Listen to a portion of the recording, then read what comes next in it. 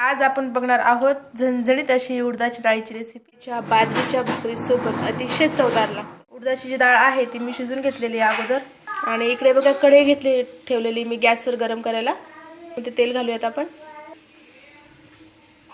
तेल जे आहे ते आपलं गरम झालेलं आहे। आता यामध्ये आपल्याला घालायची मोहरी, अर्धा चमचा मोहरी घालते मी आणि 1 चमचा जिरे।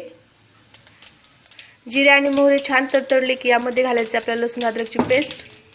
हे बघा छान मिक्स करून घ्यायची। यामध्ये घालते 1 कांदा आणि छान हे पूर्ण परतून घ्यायचे आपल्याला। बघा कांदा जो आहे तो आपला हलकासा भाजून घेतलेला आहे। आता यामध्ये घालायची आपल्याला हिरवी मिरची। तर हिरवी मिरची इथे मी वाटून घेतलेली आहे आणि छान मिक्स करायची।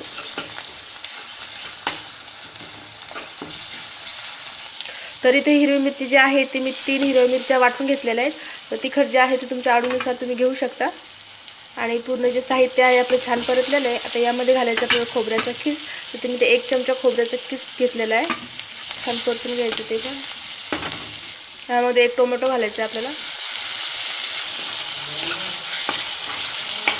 आणि टोमॅटो जे आहे ते छान नरम होऊ द्यायचं आपल्याला 2 मिनिटांसाठी मंद आचेवर। बघा टोमॅटो जे आहे तो आपला नरम झालेला आहे। आता यामध्ये सुके मसाले घालायचे आहेत आपल्याला। 1 चमचा लाल मिरची पावडर, अर्धा चमचा हळद, 1 चमचा धने पावडर आणि 1 चमचा गरम मसाला। आणि पूर्ण जे साहित्य आहे ते मिक्स करून घ्यायचे आपल्याला।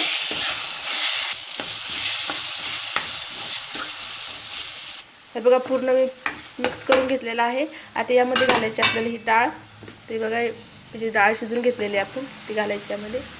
छान मिक्स करून घ्यायची। हे बघा पूर्ण मिक्स करून घेतलेलं आहे। आता यामध्ये आपल्याला पाणी घालायचे। तर पाणी जे आहे ते तुमच्या आवडीनुसार तुम्ही घालू शकता, कमी किंवा जास्त जसं पाहिजे तुम्हाला तसं।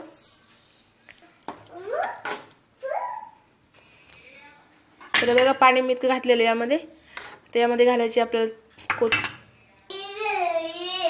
आणि चवीपुरतं मीठ। छान मिक्स करून घ्यायचं आपल्याला आणि 5 मिनिटांसाठी आपल्याला असंच शिजू द्यायचं यावर झाकण ठेवून।